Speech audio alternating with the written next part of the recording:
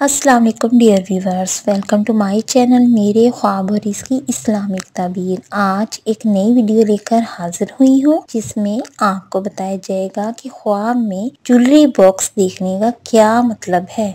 चलिए शुरू करते हैं आज की वीडियो। ख्वाब में ज्वेलरी बॉक्स देखना। बकौल हजरत इब्ने सीरीन रहमतुल्लाह अलैह ने फरमाया कि ख्वाब में ज्वेलरी बॉक्स को देखना औरत और कनीज या बांदी होती है, और अगर इसके पास नया और खूबसूरत ज्वेलरी बॉक्स है तो दलील है कि साहिब ख्वाब शादी करेगा। और अगर ख्वाब देखे कि इसके पास कोई टूटा फूटा या बुसीदा खराब खस्ता हालत ज्वेलरी बॉक्स है तो दलील है कि इसकी बीवी से जुदा हो जाएगी या बीमार हो जाएगी या मर जाएगी। और अगर साहिब ख्वाब देखे कि ज्वेलरी बॉक्स इससे टूट गया है या टूटा हुआ इसने ख्वाब में देखा है, जो मतलब ज्वेलरी बॉक्स के टूटने का है, वो इसकी बीवी के मरने या जुदा होने या बहुत बुरा बीवी के साथ होने की अलामत है। और अगर साहिब ख्वाब देखे कि इसके पास बहुत बड़ा खूबसूरत ज्वेलरी बॉक्स है तो दलील है कि खूबसूरत या मालदार या अच्छे घराने से ताल्लुक रखने वाली औरत से शादी करेगा, और जो खूबी और खसलत ज्वेलरी बॉक्स में होगी